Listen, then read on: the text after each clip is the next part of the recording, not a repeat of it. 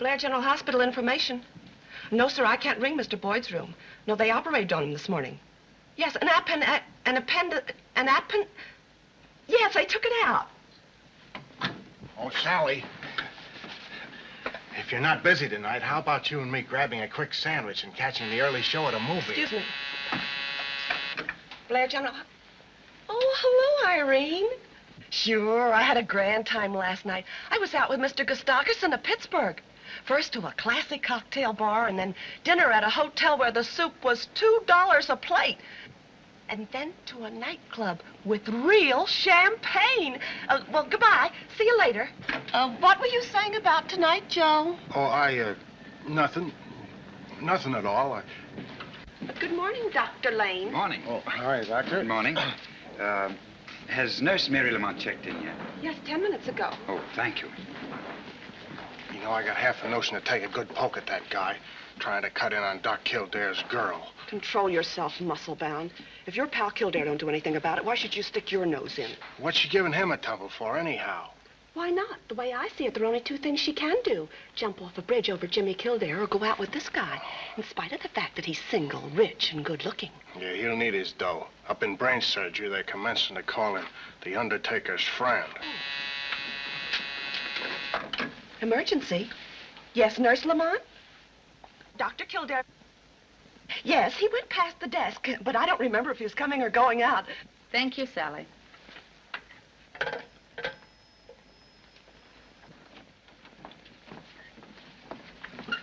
Is Dr. Kildare in? Dr. Kildare is in Dr. Gillespie's office. And everything is okay. Gillespie shut himself up in the other room. Thanks.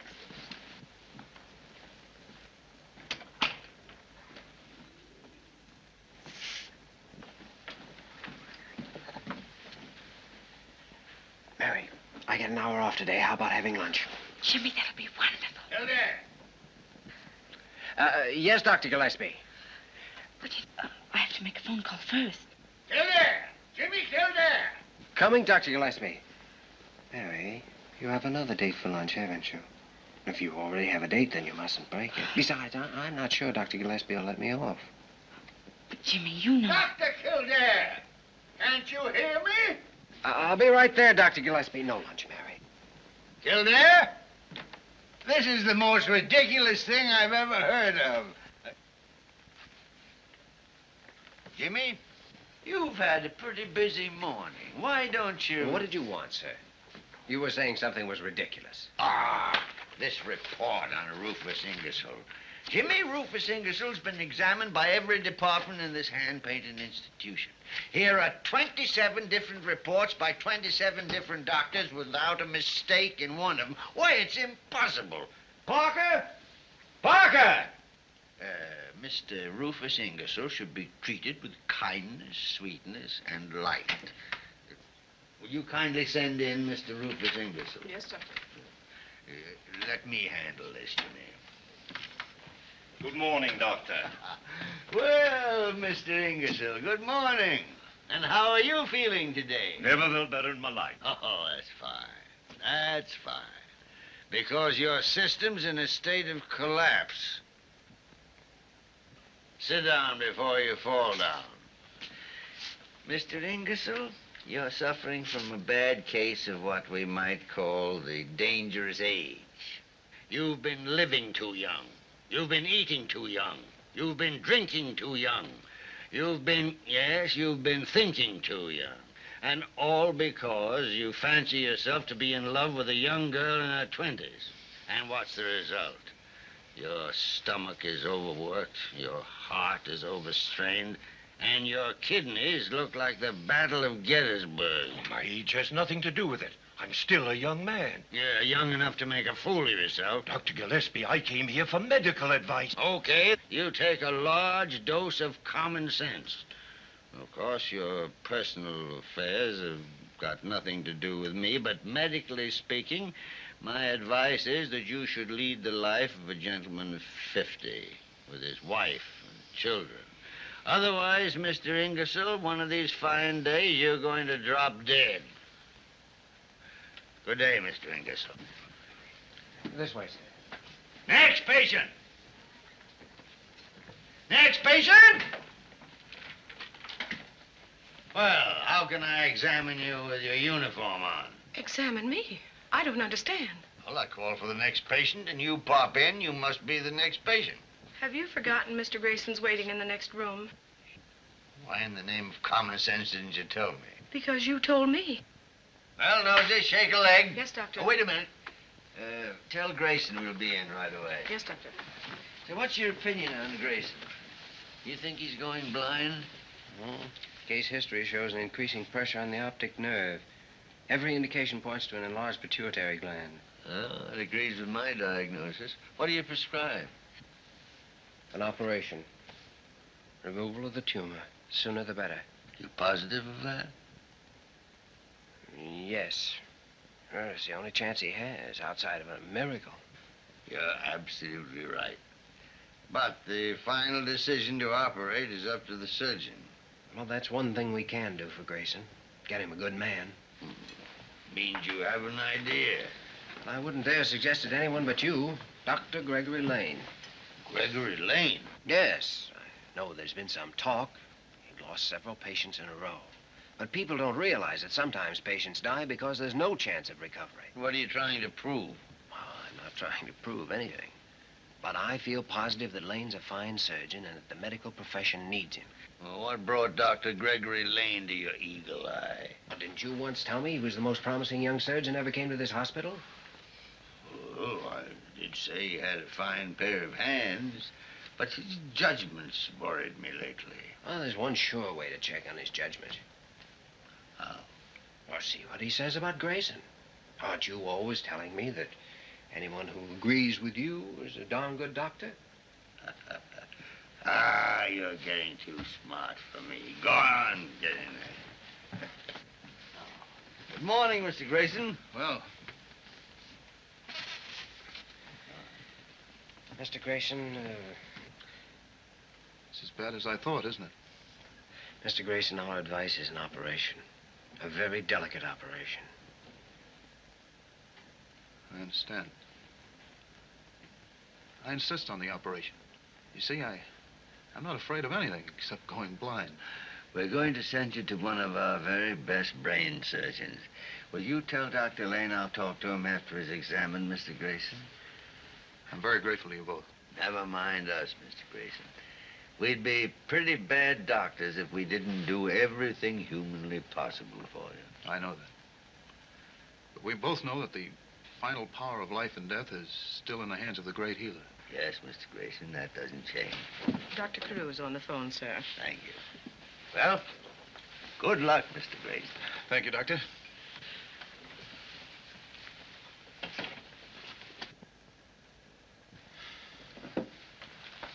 Hello, Carew. Well, how is the head of this gold-plated palace today? Oh, I'm fine, Leonard. Mr. Paul Messenger just phoned. You're to inveigle Kildare out to the Institute this afternoon. Dr. Squires will show him the place and offer him the job. Have you said anything to Kildare about it yet? No, not a word.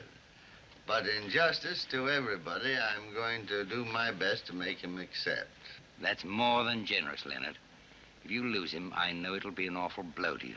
Blow? It'll be an earthquake. Well, since you're not going to take your hour off, am I right? And I want to talk to you anyway. Let's go and dig our graves a little deeper with our teeth. Miss Parker, lunch. Drat that Molly bird. If I don't drink at least one glass of milk a day, she hides my cigarettes. Yeah. I know it's good for me, but oh, I hate this stuff. Yeah.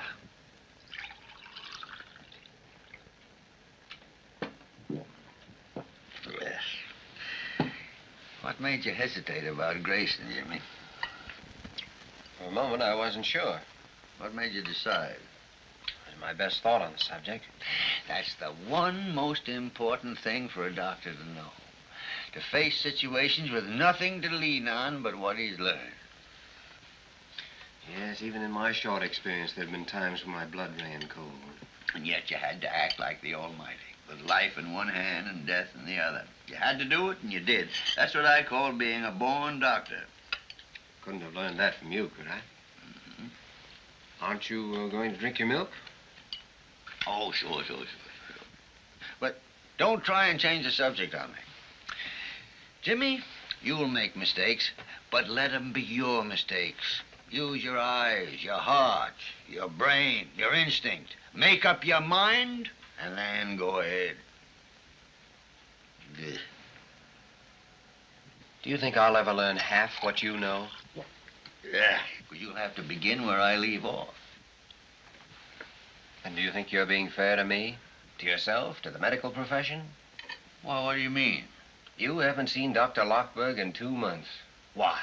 Because I'm a good doctor, and I know what's the matter with me. Cancer isn't necessarily hopeless. Well, every time I intend to call Lockberg up, something important turns up. Nothing is that important. Look, if I'm to finish any part of what you've started, you'll have to stay here and teach me as long as you can. All right, Jimmy. I'll call him this afternoon to come over. I already told him to be here at 5 o'clock. Why, you Come on, drink your milk.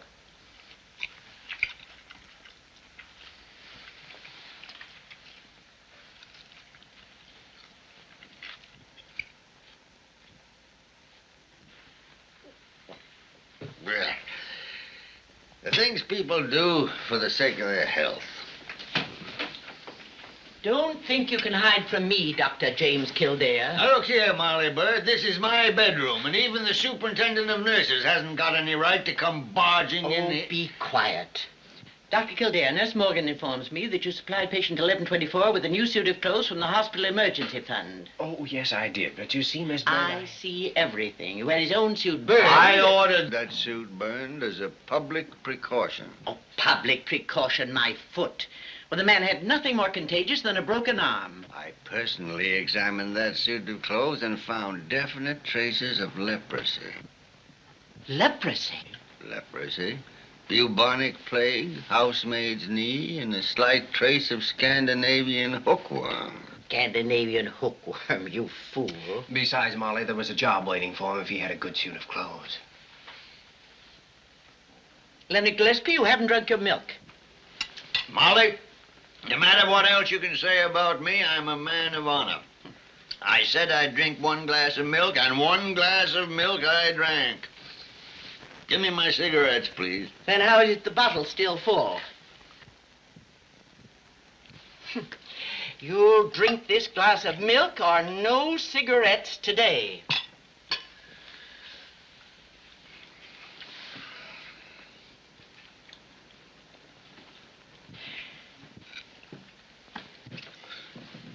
Yeah.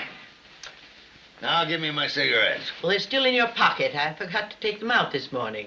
What friends? Well, you've been trying for 25 years to force somebody to take care of himself.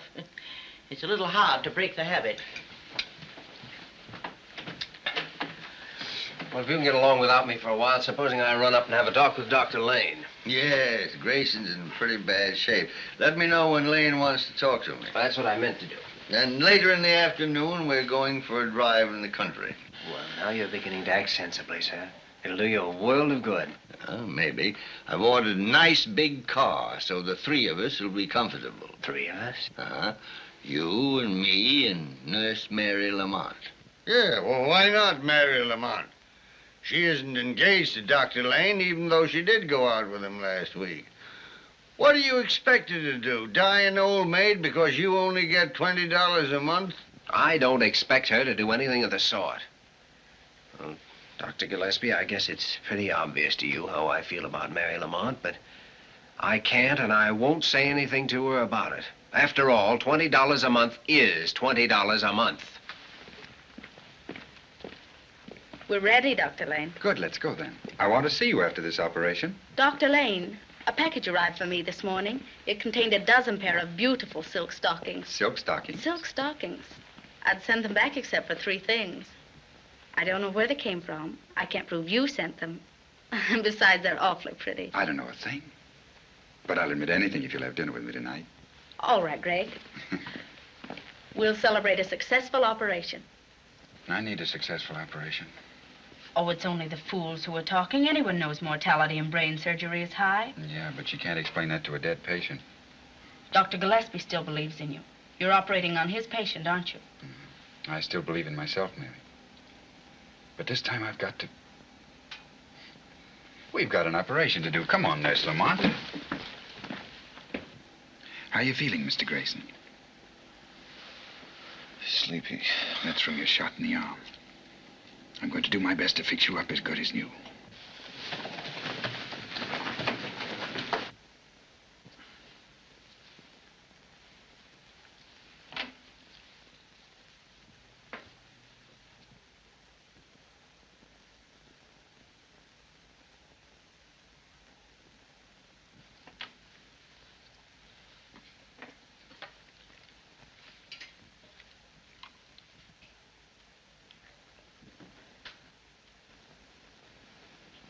Oxygen.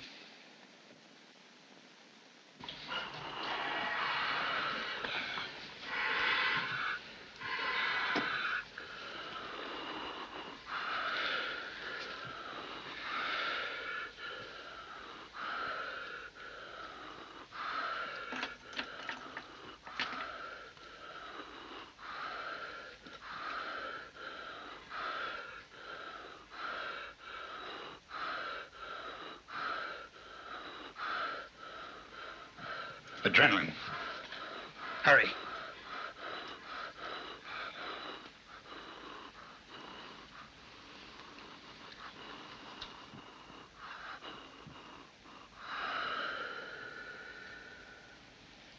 Never mind the adrenaline.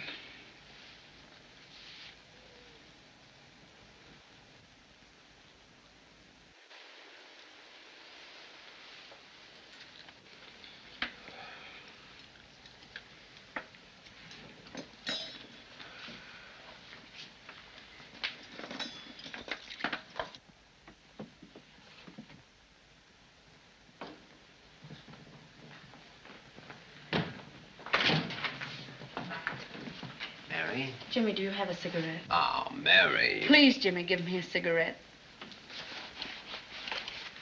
Why? By the way, Dr. Gillespie wants you and me to, Thanks, Mary. Dr. Lane, I was in the gallery, and The operation was a success, but the patient died.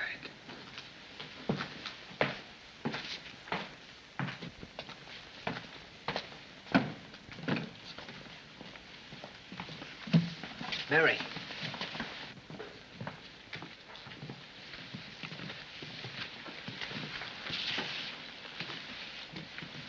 They're so new, aren't they? Just off the assembly line this morning. 41 brand new lives.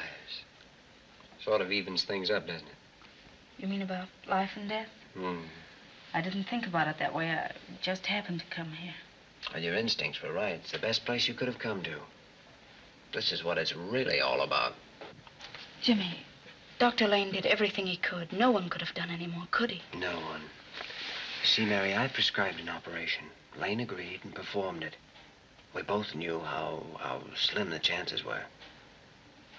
That's our job, and it's one of the hardest things we have to learn. I haven't learned it yet. Neither have I.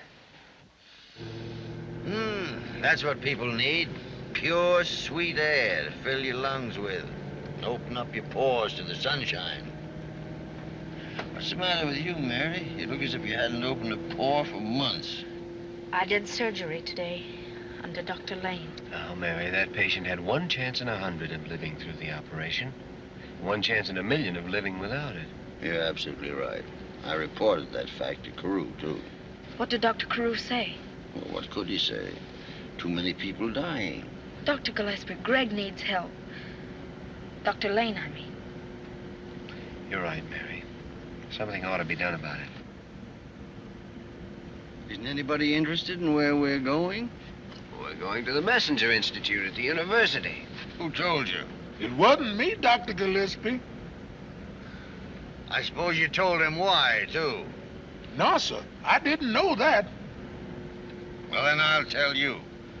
You're going to the Messenger Institute for Medical Research because I've got business there. And I'm taking you two along for the ride.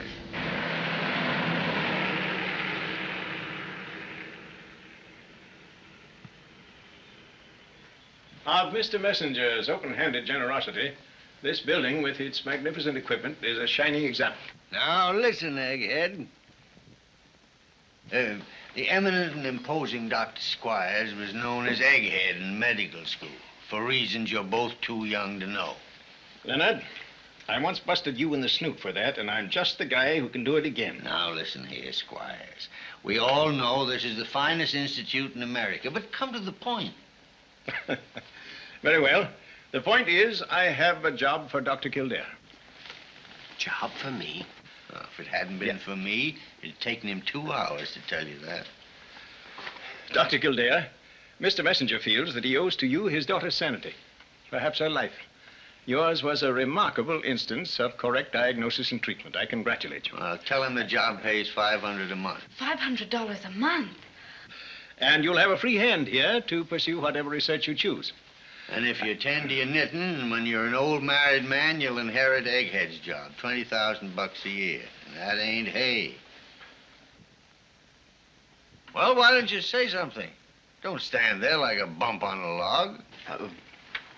Well, it's the sort of thing you dream about. Dr. Gillespie, you knew all about this? That means you want me to take it? Do I want him to take it? You hear that, Egghead? These youngsters are hard to please. You show them the house that goes with the job. House?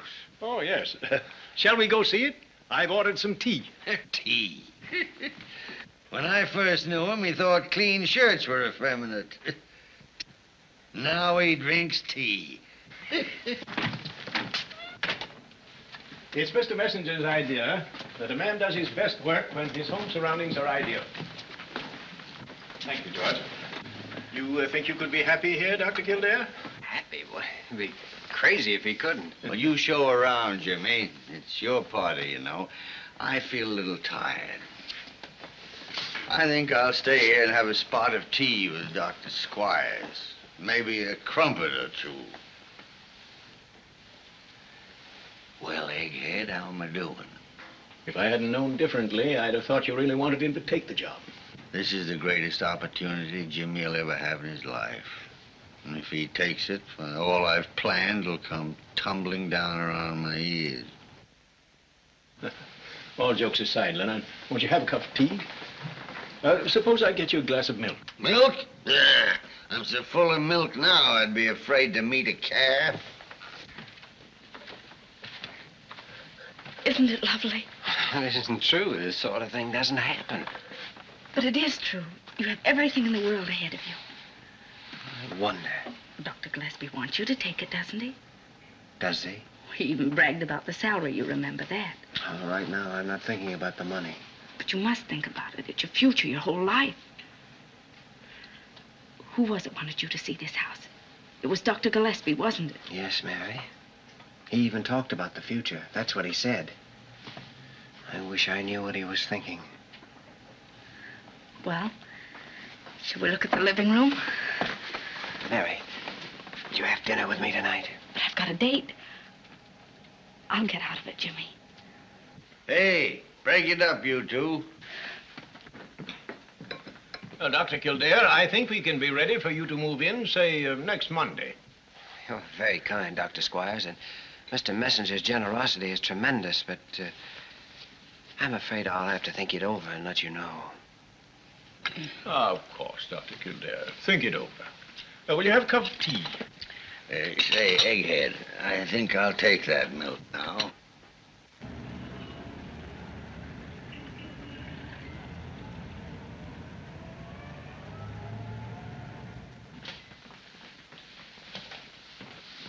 Good evening, Dr. Kildare. You're a sight for sore eyes, and why shouldn't you be? Short beer, Mike. Yes, sirree. Sure, and what more pleasant sight could there be than a fine young son of the old sod wearing a new suit and his own teeth stepping up to buy himself a good drink? How are you, Joe? Oh, good evening, Doc. It'll be $30 any way you figure it. A joint that gets $2 for soup has got to get more than a nickel for a cup of coffee. Say, I got it. When we get to the Golden Slipper, I just won't eat anything. That'll give me $1.60 margin. Golden Slipper? Well, even if you don't eat, the cover charge there is $5 a head. Huh? $5 a head? Even for not eating? Oh, boys, there must be some way out of this. Joe, my boy, maybe I can help you. There's a drink I can mix that'll solve all your troubles. If you can only coax the lady in to sample it. Ah, wait a minute, Mike. Now, Dr. Kildare, I'm referring to a humble little concoction known as the Kiss of Kilkenny. It don't make you drunk, and it don't make you dizzy. It leaves you with one consuming thought in your mind, to sit quiet in your chair and listen to the angels sing. Will it keep a lady sitting here all evening? My friend back in County Donegal, I personally concocted one for a giddy young thing who wanted to be took to a dance. How long did it keep her quiet, Mike? Well, sir, that was 13 years ago come Shrove Tuesday. And according to a letter I received last week, she's still sitting there. Say, I know this gal of mine. You fix up 2 drinks for her, and I'll be back here in a jiffy with her. What do you advise for dinner, Mike? Well, I can fix you a steak as fresh as a new policeman. 2 steaks, medium rare. Coming up. 2 steaks, medium rare for Dr. Kildare. Give him the 2 we're saving for the boss. Hello, Mary. Am I late, Jimmy? No, sit down. I've already ordered the steaks. Are you hungry? Starved. Good. Mary, did I ever tell you what my mother said to me when I left for New York? Several things. Which one? Well, she said you'll never get anywhere trying to be anybody but Jimmy Kildare. Jimmy Kildare's all right with me. Over the past hour, I've been trying to be someone else. Why, Jimmy? Because if I were someone else, maybe I'd have brains enough to say this in a different way. Say it your own way. I'm not going to take the job at the Messenger Institute.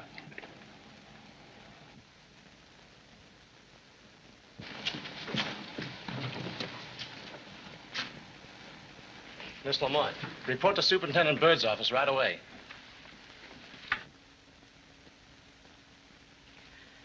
Tony, if we had a patient in this hospital as weak as your copy, we'd give him a blood transfusion and send for his relatives. I don't blame the nurses for squawking. Nurses are just like husbands. You can abuse them, insult them, work them to death, jump all over them, they'll take it. But give them a bad cup of coffee and you got a revolution on your hands. Oh, come in, Mary. I'll be down at the kitchen in 10 minutes and show you how to make coffee. You sent for me, Miss Bird? Lamont, I'm promoting you to staff surgical nurse permanently. Wait a minute, it's not that big an honor. I'm sorry, Miss Bird. Of course, you'll have to be more careful about our rules. For instance, I know that you accepted some silk stockings from a member of our staff. I'm sorry. I'll send them back. Before okaying this promotion, I must know that you plan on staying with this institution. I guess I'll be here forever. Because I certainly would not give this chance to a girl who's liable to quit her job to get married or something. I'm not figuring on getting married. No. No, child. I don't know why I'm so silly. Well, I know. I wormed it out of Dr. Gillespie about Jimmy Kildare and the Messenger Institute, and this can only mean that he didn't decide the way you wanted him to. I kept hoping against hope. The only man in the world? It's not true, Mary. It's never true. If it were, 9 out of 10 women in this world would never get married. And we women can be thankful that fate fixed it that way. Because so many times, so pitifully many times, Cinderella can't have her prince. And if there were no other man in the world for her, how would the Cinderellas end up? Like me, Mary. I'm 49 years old, and what have I got in life? Bad coffee. No, Mary. Give any woman a decent husband with a clean shave and a pretty good chance of getting on in this world, and she'll come so close to thinking it's love that she'll fool him and herself. I never thought about it like that. Well, try thinking that way. And stop eating your heart out. Now get out of here, Mount, and get to bed. Report to surgery at 9 a.m. Good night. I said good night. Good night, Miss Bird. Mary, don't send back those stockings. I can't. I have one pair on. Oh.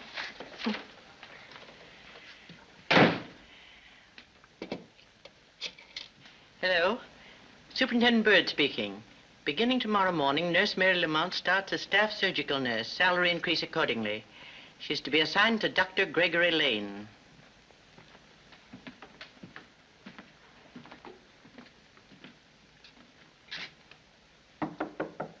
If that's you, Nosy Parker, I'm taking a bath. If it's you, Molly Bird, I'm not smoking a cigarette. Anyone else can go shoot themselves. It's me. What do you mean, barging in here at 3 or 4 o'clock in the morning? What do you think this is, a 6-day bicycle race? Well, it's only a quarter after 10. What do you want in the middle of the night? I'm not going to take the messenger job. Why, you unmitigated young upstart. Do you realize, Jimmy, you'll never have another opportunity like that as long as you live? I'm staying here because I'm selfish. Ever since I was a kid, I've known I wanted to be some kind of a doctor, but I didn't know what or where. Now I do know. I want to be a diagnostician, and you're the only one that can teach me. Jimmy, I'm the happiest guy in the city. As a matter of fact, I've been sitting right here since 6 o'clock, waiting for you to come in to tell me your decision. I'm sorry, I've been a little busy. None too pleasantly, maybe, huh? Well, you know.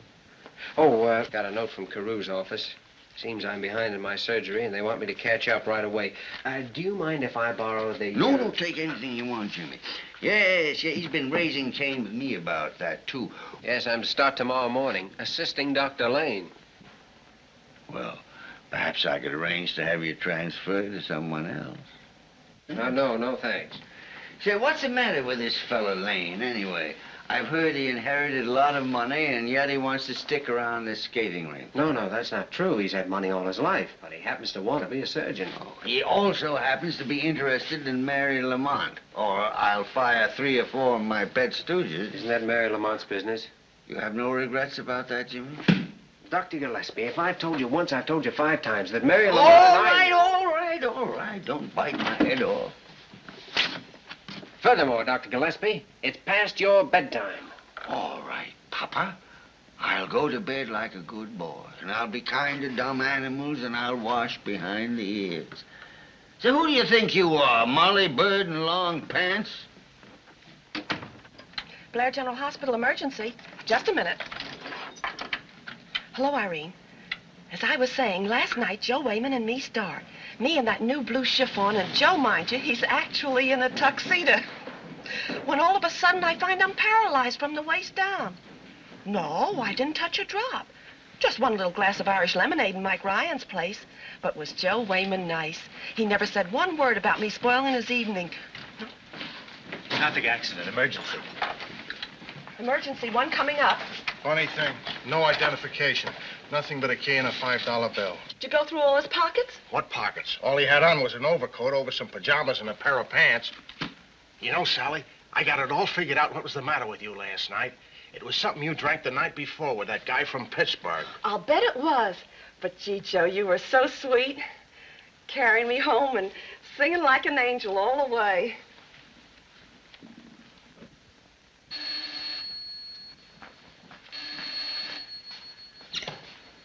This is Surgery B.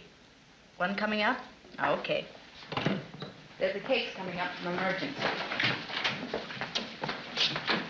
Good morning, Doctor. Oh, good morning, Doctor. I'm assisting you. I have some surgery to catch up on. Well, I'm glad to have you. I had some pretty unkind thoughts about you last night, Kildare. Last night? Yes, I had a date with a very pretty girl for dinner right up till dinner time. Oh, well, I'm sorry. Maybe you are, but I still had dinner alone. Well, it's nice having you around. I can keep my eye on you. Here's the X-ray, Doctor. Increasing intracranial pressure, pulse slowing, temperature rising.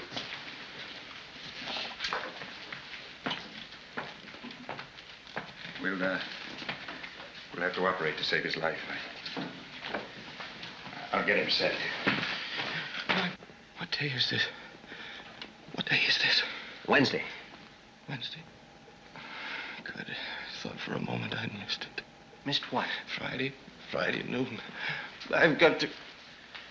Now, look, you have a head injury. A skull fracture, and I'm afraid we'll have to operate. Operate? What's this for? It's to help you rest, to quiet your nerves. How bad is my head? Why don't you just put yourself in our hands? We'll do everything that possibly can be done. You mean I might die? With an immediate operation, you have a very good chance of pulling through. I won't be operated on. I've got to get out and feel... Oh, if you get up now, you may not live to reach the street. At 5 years of dying, I won't be operated on. Oh, you want to live, don't you? I'll live. I couldn't die now. I've got to live till Friday. What about Friday? Who are you? What's your name? Perhaps we can help. How could you tell?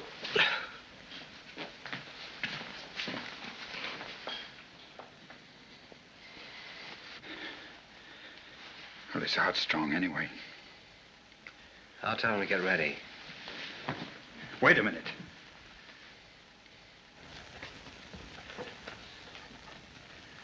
Maybe we'd better put him under observation for a couple of days. What? Why? He needs an immediate operation, and you know it. No, I don't. I'm not sure. How can I be sure when Grayson and the others... I don't know what to do, Kildare. Do what your own judgment told you to do in the first place. Operate. But my judgment's been wrong. Not in Dr. Gillespie's opinion. Dr. Gillespie? Yes, he thinks you're a fine surgeon. Says you have the best hands in the hospital. He said something else, too. He said there are times when we have to act, with life in one hand and death in the other. And that the true test of a doctor is his faith in his own judgment, even though he knows someone's going to die if he's wrong. We'll operate immediately.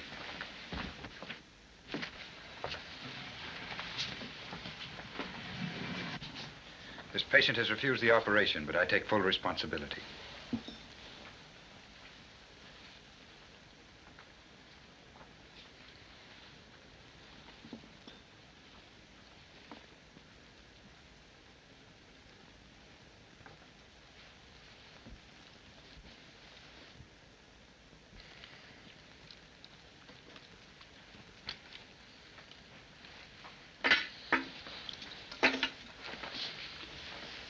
That's it.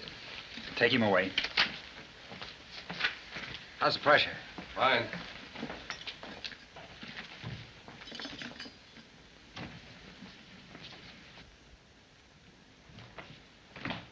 I don't think I could have done that without those words you said. Oh, you did a fine job, Doctor. Thanks. As far as I'm concerned, everything's going to be all right, I think, from now on. Oh, I'm sure it is. It was a long session.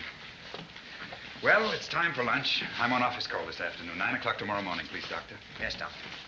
It was a beautiful operation, Doctor. Maybe now we'll have something to celebrate. Let's. Tonight? All right. Swell.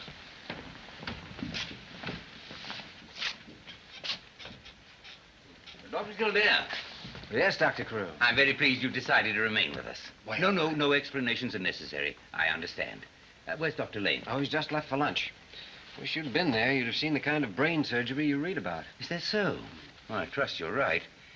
Doctor, because of the somewhat unusual circumstances, I'd like to have your personal report on this case. Well, Dr. Lane has office duty, so naturally I'll be watching it. Very good. He's coming out of it now. Breathing easily and naturally. Mm-hmm.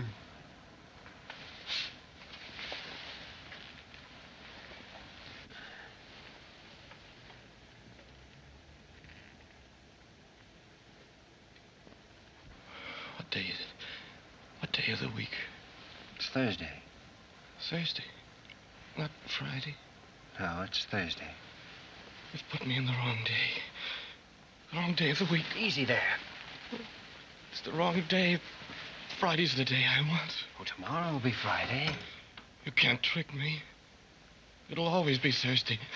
You've locked me up in the wrong day of the week. Careful now. Got to break through. Got to break through to Friday. Get me a hypo of morphine and a restraining sheet quickly. It isn't the time to break through yet. I'll tell you when the right time comes. You'll tell me? Yes, I promise. We'll start planning right now. If you lie still and help save your strength. Who are they? Oh, they're going to help us plan. And I I'd better give you this. You'll need all the strength you can get. Close your eyes. That's it. Get that restraining sheet on him quickly. Doctor? What's wrong? There's some mental disturbance. I had to give him a hypo. Couldn't it be the effect of the anesthetic? I'm afraid there's no doubt. His mind's gone. But if you hadn't operated, he'd be dead now. His brain's dead. What good if the rest of him's alive? You were there, Kildare. You saw everything. I didn't make a single mistake, did I? Not one. Well, and how's the patient? Why, that's a restraining sheet. Yes, I thought it was wise. The patient showed signs of becoming violent. Violent? Dr. Lane, what is this? Do you mean to say that your patient has lost his mind? Apparently. Apparently. Dr. Lane wasn't here when the patient recovered consciousness. But you had the patient restrained because, in your opinion, he's now deranged. Yes. I see. Dr. Lane, remove your patient to a private room. It's the least we can do. Then I'll see you in my office. Dr. Carew, you'll want me there, too, won't you? No, this is Dr. Lane's responsibility only. Oh, nevertheless, I'd like to be there. Don't stick your neck out, Kildare. It's my neck. Dr. Lane, I freely concede that a doctor constantly has to make decisions, to operate or not to operate. But also, he must be right when he makes those decisions. Otherwise, we... Wait a minute. I'm in on this. What have I missed? I just left your patient. He's as mad as a March hare. What were you saying, Carew? That Dr. Lane has made one too many mistakes. Dr. Gillespie, I was just saying that in this last case, I urged Dr. Lane to operate. I hesitated a moment, but the decision to operate was my own. Well, then why's Kildare on the carpet? He isn't. He insisted on being present. Look, let me settle this thing once and for all. I decided to operate, and in a similar case, I'd do it again. Good. Now we know where we stand. Right. Dr. Lane, errors of judgment are difficult to prove. But in this case, you also performed the operation without the patient's permission, violating his legal right. His legal right to die? If you please, Dr. Kildare. You, Dr. Lane, have placed this institution in a very serious position. You're suspended from duty pending a hearing before the hospital board tomorrow, Friday at noon. I'm sorry. You may go. Dr. Carew, I'd like your permission to testify at that board meeting. I can't permit that. And how could you possibly help Dr. Lane? Well, I don't know. He don't know. He wants to prove the operation didn't make the patient insane, but he don't know how to do it. Come on, Jimmy. Now, wait a minute. Suppose the man was insane before the operation. Suppose, for instance, he was suffering from schizophrenia. Poppycock. I don't think the hospital board would be interested in your theories. Your request is denied. But after he came out of the anesthetic, he spoke incoherently of Friday. And before the operation, he made it very plain that Friday was more important to him than living. Now he's a psychiatrist. If you concern yourself further in this case, neither of us can save you from the unpleasant medical and criminal consequences. Kildare, you seem to forget one thing. Dr. Lane went ahead after the patient had refused the operation. But if the man was insane, he had no legal right to refuse the operation, which left the decision up to the doctor. Now he's a lawyer. I consider the matter settled, Dr. Kildare. Which is the way a high-class gentleman says, get out of my office and mind your own business. Come on, Jim.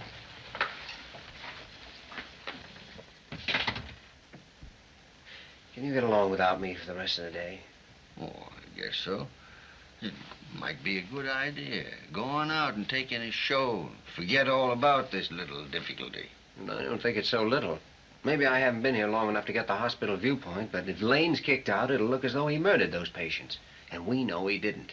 Mm-hmm. You going back to your office? No, I'm not. Get your hands off my chair. Oh, I'm sorry. I'll see you tomorrow. Where are you going? I don't know. Maybe I'm going to make a fool of myself. I don't doubt that, but how? I'm going to find out who this mysterious man is, so that I can prove he was mentally deranged before Lane operated. Now he's a detective. Listen, Sherlock Holmes, there are 7 million people in this town. How do you expect to track down the identity of one unknown lunatic? If you get yourself tangled up in this Lane affair, you might as well hunt yourself a new job, because I need an assistant that works for me. Now play that on your harmonica. Walter, you're a great man, a magnificent man to head this hospital. But you don't know any more about handling Jimmy Kildare than I do. I'm upset myself. I hate to have to do this to a nice young fellow like Lew. In the old days, they used to draw and quarter 'em, nail up their heads on London Bridge. Today, we're not that merciful. When they kick over the traces, we have to throw them out and let them die of broken hearts. Listen, Mr. Gustafson, you may be a big man in Pittsburgh, but you're no gentleman, you gorilla. You take a girl out and fill her full of fancy soup and poisoned champagne, and the next night I can't move a muscle. Oh, I'm all right today. No thanks to you. But from now on, I'm sticking to hamburger and lemonade with a square-shooting guy that wouldn't even think of playing a dirty trick on a working girl. Goodbye, rat. Emergency. No, I haven't seen Dr. Kildare for an hour. He went out of here in his street clothes, said he was off for the day. Sure, if I see him, I'll tell him.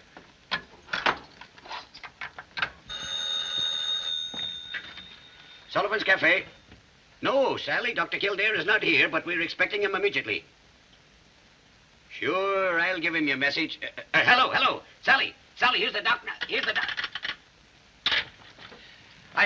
Mike, Joe Wayman or Foghorn come back yet? No, my friend. It was no easy task you gave them. Finding out about this mysterious crazy man is like looking for a needle in a haystack. Oh, don't I know it. His clothes are just stock garments sold by the thousands. The locksmith you left the key with says it's from any one of 1,000,000 doors in New York. That is, if it's not from Chicago or Boston. That's what I was afraid of. Mother. Mother. Goodness sake, what are you doing here? Is something wrong? Where's Father? I'm fine. Nothing's wrong. Your father had to bring a patient to see Dr. Gillespie. Well, Mrs. Kildare, you're looking young enough to be your own daughter. Only then you'd be your own mother. And you don't look old enough for that. I bet you tell that to all the girls. I do, and I tell them all to make themselves at home. Thanks, Mike. My. Things must be pretty slack with you big city doctors. I don't know. Tell me, are you well and happy? Why shouldn't I be both? Well, if you'd simply said yes, I'd have known you were, but what's the trouble? Well, Mother, I think you are a mind reader. Yes, I am at kind of a crossroads. Nobody ever accomplished anything without passing crossroads. The only question is, which road do you take? It's not as simple as all that. Doing right is always simple. It's only the wrong thing that takes working out. Oh, excuse me, Doc. Oh, hello, boys. Did you, Oh, Mother, allow me to present Mr. Joe Wayman and Mr. Foghorn Murphy. Foghorn? What's your real name? Harold. I prefer Foghorn. So do I. How do you do, Joe? Awfully glad to see you. I've heard a lot about you and your monkey wrench. Oh, those stories are exaggerated, Mrs. Kildare. I never even owned a monkey wrench. Well, sit down, fellas. Tell me, did you find out anything? The boys have been getting some information for me. Oh, about those crossroads? Me and my pals made a house-to-house canvass of the neighborhood where your screwball was run over. We found one house where a guy had disappeared. Oh, go on. This mug disappeared in 1911 with a blonde and the Sunday school collection. Here. I was a blonde myself at 16, and no peroxide either. And the prettiest one in town, I'll bet. The prettiest one in the state, Harold. J. Harold. J. Harold? Oh, excuse me. I won't say another word. I dug up that truck driver that clipped your guy. At first he wouldn't talk, then he changed his mind, but he don't know who the guy is or anything about him. Who put that thing in my pocket? Why am I always someplace else when there's a good fight? Let me know next time you're in town. I'll sock someone for you. Thank you. Well, Doc, I'm sorry we weren't much help. It was kind of tough without knowing the guy's name or anything. That's all right, fellas. Thanks a lot anyway. Goodbye, Mrs. Kildare. It was swell meeting you. Oh, and if you ever need a taxi, well, just call and... Oh, nix on that, Foghorn. I'll take Mrs. Kildare in the ambulance if she has to go anywheres. Thank you, gentlemen. I'll accept both invitations, providing you let me drive. That's a date. Well, now you're stuck, aren't you, son? Yes, Mother. I'm afraid now I am in trouble.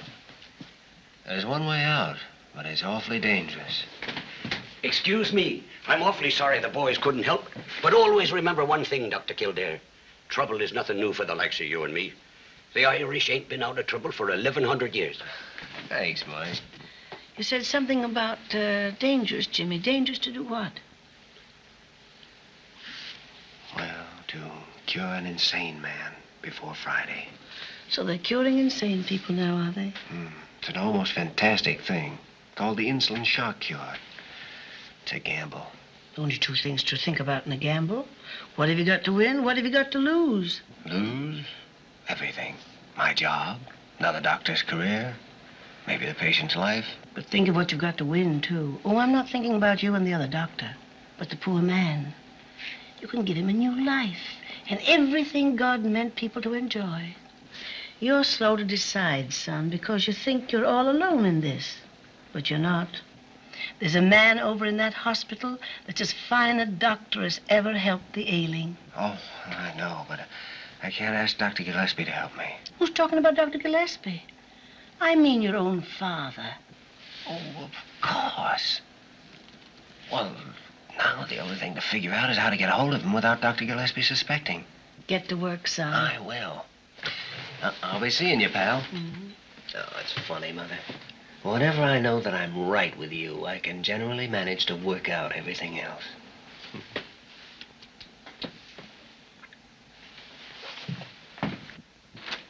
Joyner? Joyner?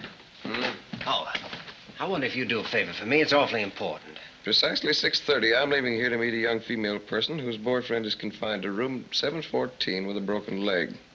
Until then, I'm going to lie quietly and conserve my manly vigor. Oh, you're going to make a phone call for me, and then you're going to take a walk for about half an hour.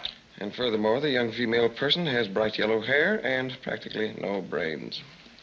Dr. Joyner, if the young lady is free for the evening because her boyfriend has been forbidden visitors, by your orders, of course, I could easily report that in. Oh, no, don't shoot. Who do you want me to phone? Gillespie's waiting room. Oh, Dr. Stephen Kildare. Just a minute, please. Hello.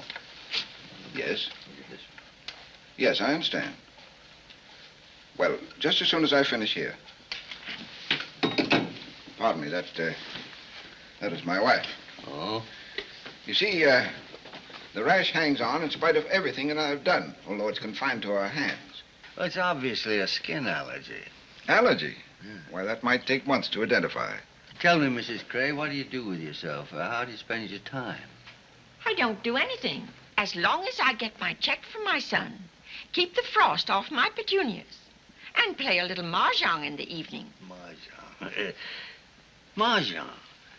See, I've heard of trouble with mahjong sets. The lacquer contains sap from a Japanese tree of the Shumac family. That could account for the skin disease. I could believe anything about that mahjong set. My daughter-in-law sent it to me. Julia, you didn't take it with you to the Yellowstone last summer, did you? I did not. You can't play mahjong on horseback. You see, when she came back, her hands were all cleared up. Well, there you are, Dr. Stephen. You got it. Suppose we keep Mrs. Cray here for a couple of days and fix up this rash, and then when you go home, take up solitaire. In the meantime, we'll put her across the hall in that nice big room, 370. Oh, Dr. Gillespie, which the rich Mrs. Van Allister has already paid for until Tuesday. I sent her home this morning. Nothing wrong with her, but too much money. Goodbye, Dr. Gillespie, and thank you. As long as Dr. Stephen did all the work, I don't owe you a cent. Goodbye.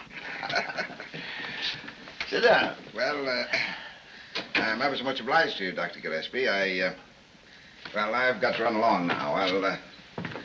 I'll be back. Next patient. No, hold the next patient. Come in.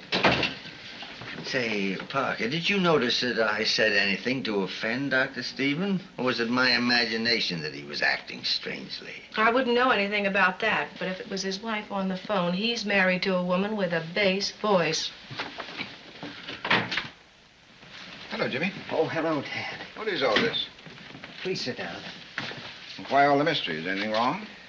Dad, what do you know about the insulin shock cure for insanity? Insulin shock? Why? Well, tell me, have you ever actually seen a cure effected? Yes, I have. And it was one of the most terrifying things I've ever seen in all my life. Ah, but it worked, didn't it? Yes. Yes, it worked because it was performed under the most ideal circumstances, with cases that had every chance of surviving. Well, then you've never seen insulin tried when the patient wasn't in perfect physical shape. Oh, no.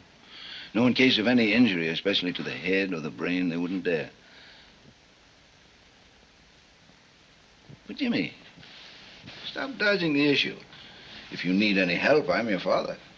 I'm sorry. This is my problem. I know it is, Jimmy. And I don't want to interfere. I'll tell you how you can help me. I've read everything about insulin shock. I know all the theories. But I want you to tell me everything you saw. Don't leave out one detail. Right from the beginning. Well, Jimmy, insulin shock causes the patient to revert backward through every stage of evolution. At the dictates of his shocked brain, his human body attempts to simulate all the actions and mannerisms of each successive step. Back through the ape, the bird, lizard, fish, and so forth. This abnormal effort involves the most horrible convulsions.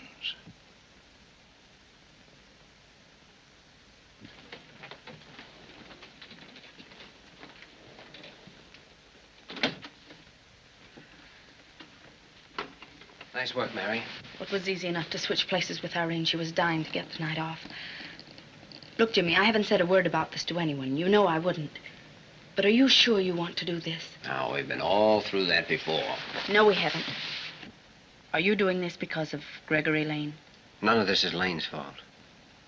Nothing more than that? Mary, there's a man in there. And if his particular problem isn't solved by tomorrow, he stands a good chance of being a miserable object the rest of his life.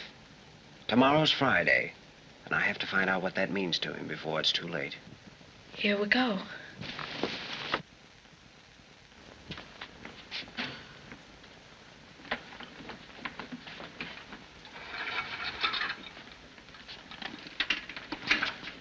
I don't know a thing about this insulin business. Well, I know that a terrific shock will sometimes drive a person crazy. An overdose of insulin apparently works just the reverse. The tremendous shock it gives seems to drive the crazed brain back to sanity. Suppose he dies. Let's try supposing he'll live. But what about you if he does die? Get his arm ready.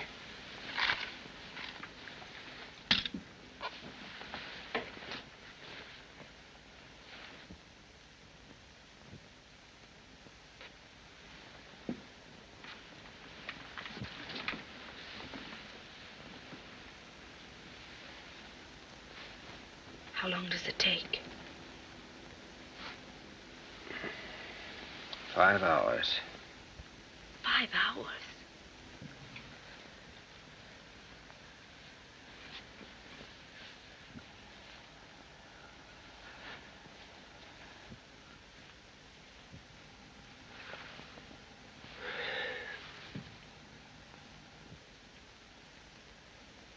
Two and a half hours.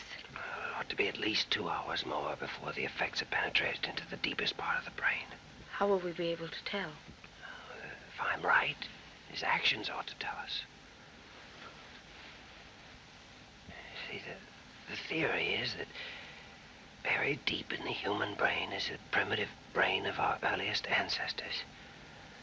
The action of the insulin on that basic part must be what restores the patient's sanity. Of course, what actually happens, no one knows.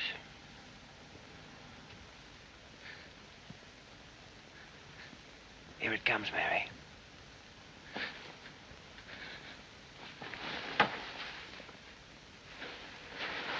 It's working.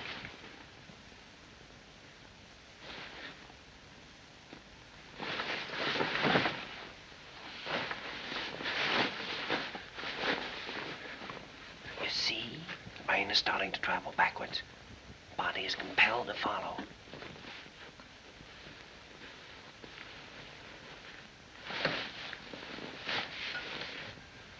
The hands are beginning the first primitive movements. It's as an ape might cling to a tree.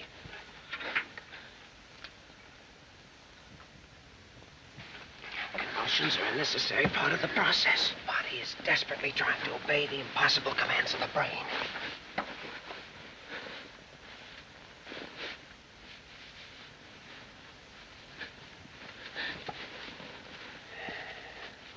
You see, all the thousands of years of human evolution, progress of frantically fighting, the muscles must obey. The brain is saying you're no longer a man, you're an animal.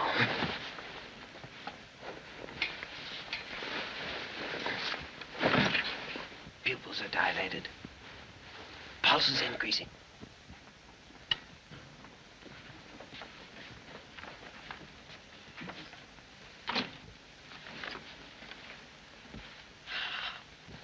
Dr. Kildare. What do you want? There's been a change of nurses in this case without my knowledge or permission. I did that. Dr. Kildare, what you're doing with this patient is between you and your conscience. Or between you and Dr. Carew, which might be worse. Molly, please. Well, personally, I think you were born to be hanged. Do you think she'll tell anybody? Look on the pillow. Watch his head. Jimmy, how long do these convulsions keep up? May get less. May grow worse. We won't know until the 4th hour.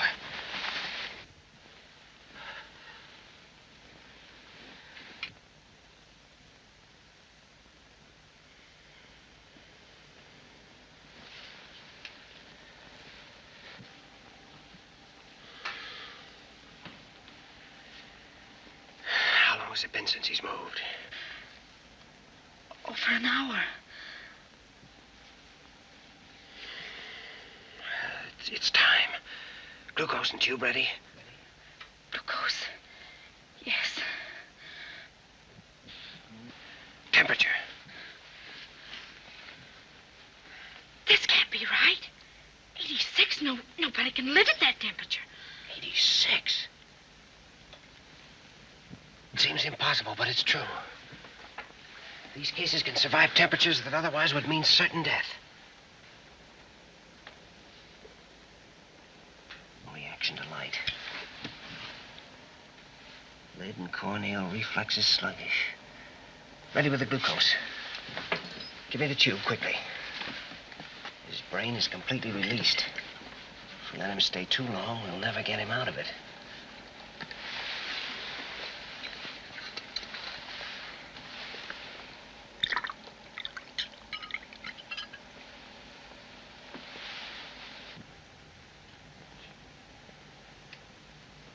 Why doesn't he move? It'll take a little while for him to absorb the glucose. The insulin's burned out every bit of sugar in his body. The glucose will restore it. Well, the miracle of insulin shock is that 1 minute you have this, and the next minute, if you're lucky, you have a sane and normal person. But if he doesn't come out of it, then we'll have killed him. Can you hear me? How are you? How do you feel? Oh, if I only knew his name. Listen, it's Friday. Jimmy, he's dead. Quiet. Can you hear me? How are you? Can you hear me? How are you? Can you hear me? How are you? Can you hear me? How are you? Can you hear me? How are you? All right, I guess.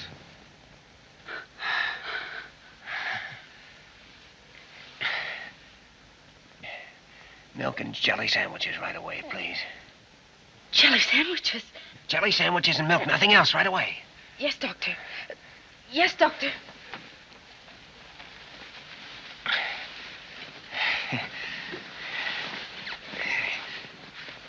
Hey,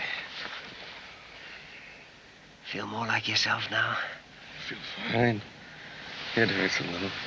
Well, under the circumstances, that's hardly surprising. You remember me, don't you? Yes, you're the doctor that wanted to operate on me after I was hurt. That's right. You feel able to answer a few questions? Mm-hmm. Jelly sandwiches. Jelly sandwiches. Do you want the jelly inside the sandwiches, or do you want it on the outside? Oh, that's ridiculous. Not in this crazy place. I make coffee for the king. He raises my salary. I make coffee for the general. He kisses me on both cheeks. I make coffee for Molly Bird. She sends for my relatives. Take them away. He's fine now, Mary. Just give him that food and don't let anyone talk to him until I get back. Back? Where are you going? I've got the answer to this whole business, the thing that was locked up in his poor, twisted brain.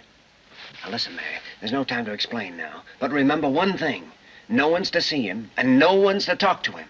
Because if anyone questions him before I get back, it's liable to ruin everything. Do you understand that? Yes, Doctor. Well.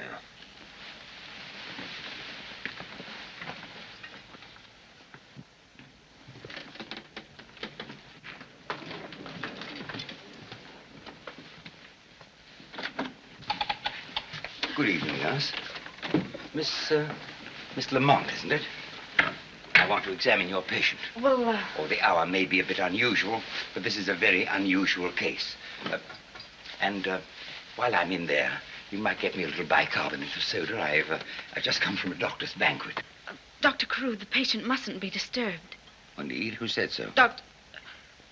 Dr. Hepworth, the staff physician on the case. Oh, that's all right. I spoke to Hepworth at 7 o'clock and told him I was coming in. Yes, but, he came back after that. But Hepworth told me he wasn't coming back until morning. What is this? I just left Hepworth at the banquet. Well, it must have been some other doctor. What other doctor? I don't know his name. It's quite obvious something untoward is going on here. I intend to find out for myself. Well. Wait outside, Conover. Yes, sir. Why, Walter, you look positively beautiful. This is not the time or place for jokes, Leonard. Well, you must have been joking just now when I came in. Wasn't he, Mary? Leonard, in order to testify properly before the hospital board, I must have complete knowledge of this patient's condition. Well, that's not unreasonable, Mary. But Dr. Gillespie, the patient mustn't be disturbed. It couldn't be that Dr. Kildare told you not to let anybody in, could it? I don't know a thing, and if I did, I wouldn't tell you. I better go and find out. No, wait a minute. Come on, Mary, you might as well tell us. Otherwise, Dr. Carew will have the right to go in there. That's just what Jimmy wants to avoid, isn't it? Dr. Kildare administered insulin shock. I can't believe it. And he did a magnificent job of it. I'll believe that when I examine the patient. Walter, I wouldn't go in there if I were you. I know I wouldn't. And I was practicing medicine when they were telling you to keep your thumb out of your mouth. Where is Jimmy? I don't know. This is the most outrageous thing I've ever heard. Oh, you ain't heard nothing yet. What's the last thing Kildare said? Give him the jelly sandwiches and don't let anyone near him until I get back. Jelly sandwiches? Of course, jelly sandwiches. You're a doctor, remember? In spite of that outfit. Jelly sandwiches are exactly the right thing to increase the sugar content. Oh, yes, of course, jelly sandwiches. Oh, make it peanut butter if you want, only let's get on with it. What else, Mary? That's all I know, except the patient in there is as sane as you are. Me or Carew?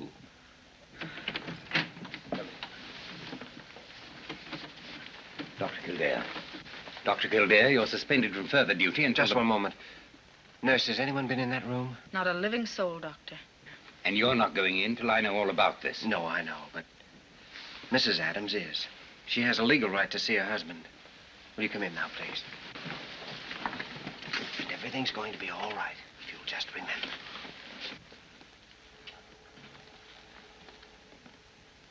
Oh, my dear.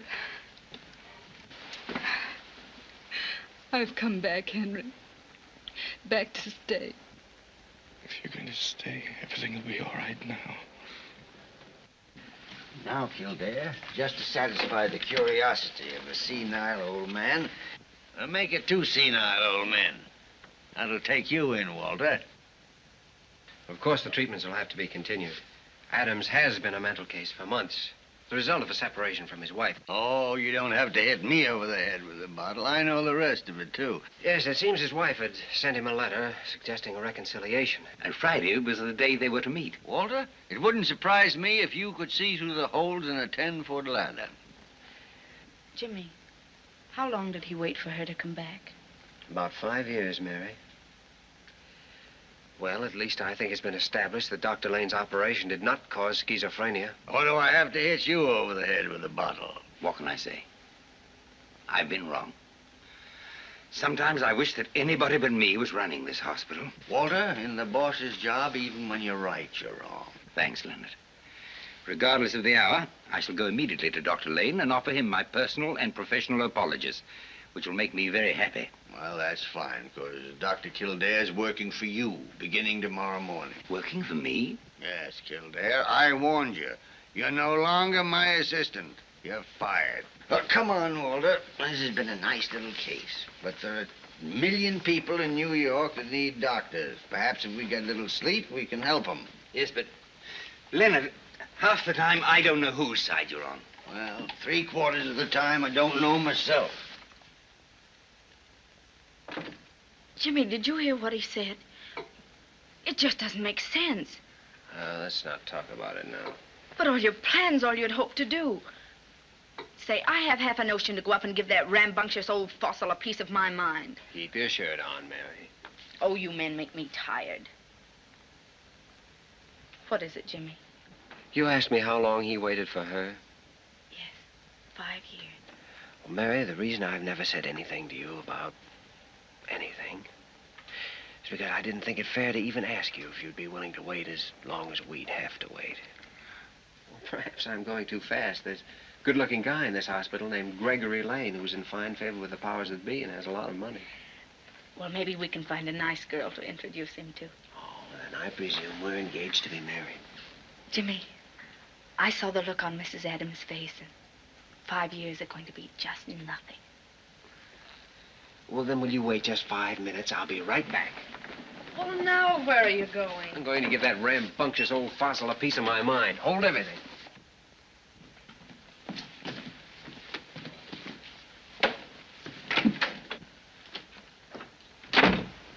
I suppose you thought I was going to take that crack of yours lying down.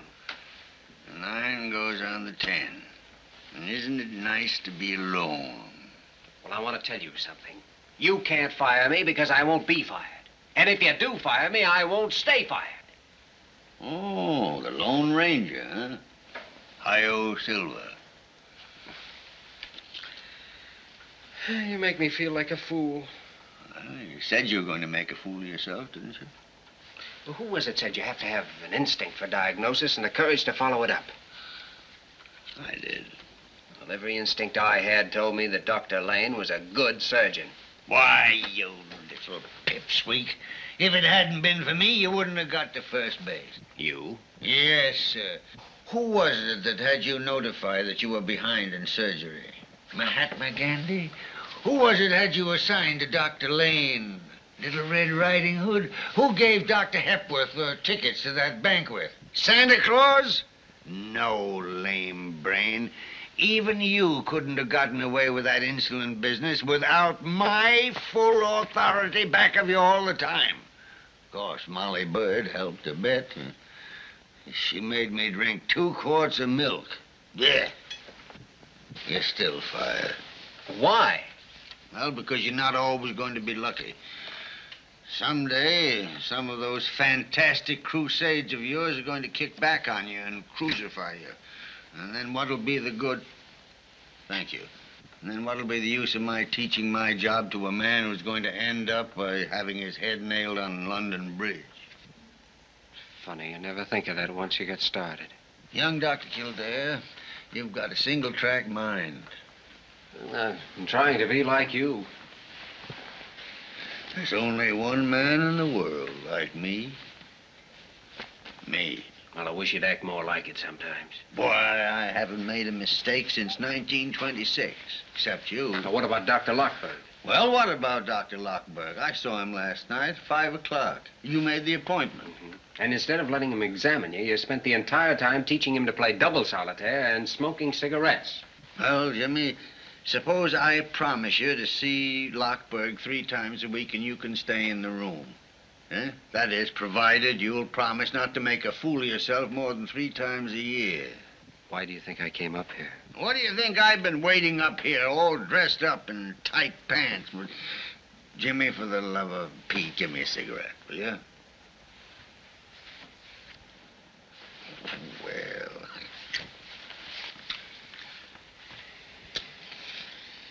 Guess there's only one thing left to do now, and that's tell Dr. Lane about Adams.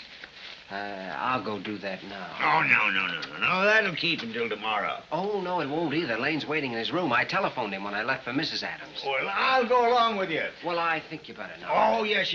Conover? Conover, where is that sleepy rascal? Well, I'll give you a hand. Unless you'd rather not. No. Go ahead, Jimmy. You push. As long as I know you're back there, I know you're not in any mischief.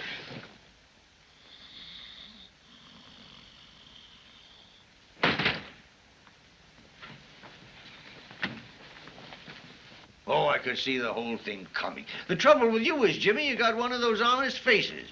A man can look at you and almost tell exactly what you're thinking. Well, I'm different. Poker Face Gillespie, they call me. Know everything and show nothing. That's me. It's like a sixth sense. I can tell exactly what's going on all the time, behind my back or through a stone wall. For instance, at this moment, Jimmy, you're wishing you could shake me and join that Lamont girl. Isn't that what you're thinking? Isn't that what you're thinking? Answer me. No, boss, it ain't.